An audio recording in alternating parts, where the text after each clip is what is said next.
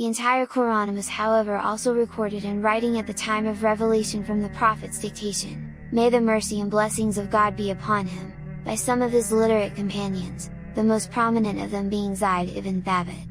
Others among his noble scribes were Ubay ibn Ka'b, Ibn Masud, Muawiyah ibn Abi Sufyan, Khalid ibn al-Walid and al-Zubayr ibn al-Awwam. The verses were recorded on leather, parchment, scapulae shoulder bones of animals and the stalks of date palms. The codification of the Quran i.e. into a book form was done soon after the Battle of Yamama 11 CE, after the Prophet's death, during the Caliphate of Abu Bakr. Many companions became martyrs at that battle, and it was feared that unless a written copy of the entire revelation was produced, large parts of the Quran might be lost with the death of those who had memorized it.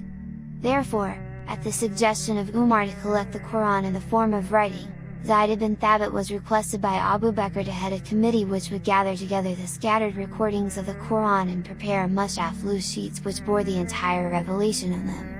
To safeguard the compilation from errors, the committee accepted only material which had been written down in the presence of the Prophet himself, and which could be verified by at least 2 reliable witnesses who had actually heard the Prophet recite the passage in question. Once completed and unanimously approved by the Prophet's companions, these sheets were kept with the Caliph Abu Bakr d. 13 CE, then passed on to the Caliph Umar 1323 634 CE, and then Umar's daughter and the Prophet's widow, Hafsa. The third Caliph Uthman 23 644 656 CE requested Hafsa to send him the manuscript of the Quran which was in her safekeeping, and ordered the production of several bounded copies of it Masaf, Sing. Mushaf.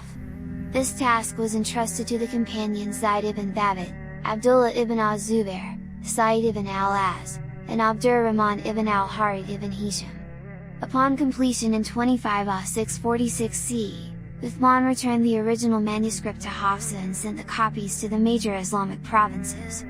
A number of non-Muslim scholars who have studied the issue of the compilation and preservation of the Quran also have stated its authenticity. John Burton, at the end of his substantial work on the Quran's compilation, states that the Quran as we have it today is the text which has come down to us in the form in which it was organized and approved by the Prophet. What we have today in our hands is the Mushaf of Muhammad. Kenneth Cragg describes the transmission of the Quran from the time of revelation to today as occurring in an unbroken living sequence of devotion. Schwally concurs that, as far as the various pieces of revelation are concerned, we may be confident that their text has been generally transmitted exactly as it was found in the Prophet's legacy.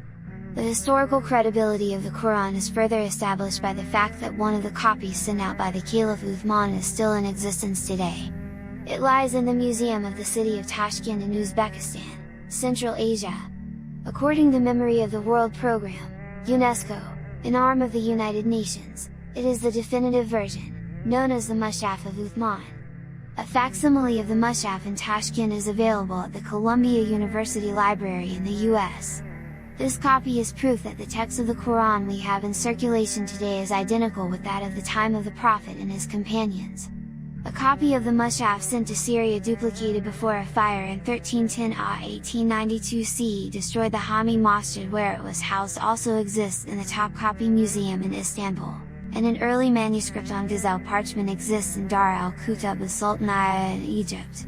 More ancient manuscripts from all periods of Islamic history found in the Library of Congress in Washington, the Chester Beatty Museum in Dublin, Ireland and the London Museum have been compared with those in Tashkent, Turkey, and Egypt, with results confirming that there have not been any changes in the text from its original time of writing. The Institute for Quran Forschung, for example, in the University of Munich, Germany, collected over 42,000 complete or incomplete ancient copies of the Quran.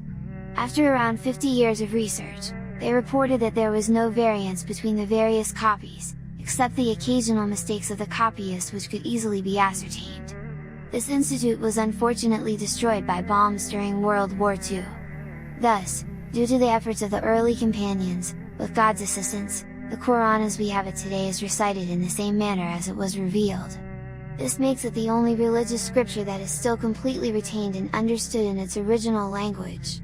Indeed, as Sir William Muir states, There is probably no other book in the world which has remained 12 centuries now 14 with so pure a text. The evidence above confirms God's promise in the Quran, "Verily, we have revealed the reminder, and verily we shall preserve it." Quran 15:9. The Quran has been preserved in both oral and written form in a way no other book has, and with each form providing a check and balance for the authenticity of the other.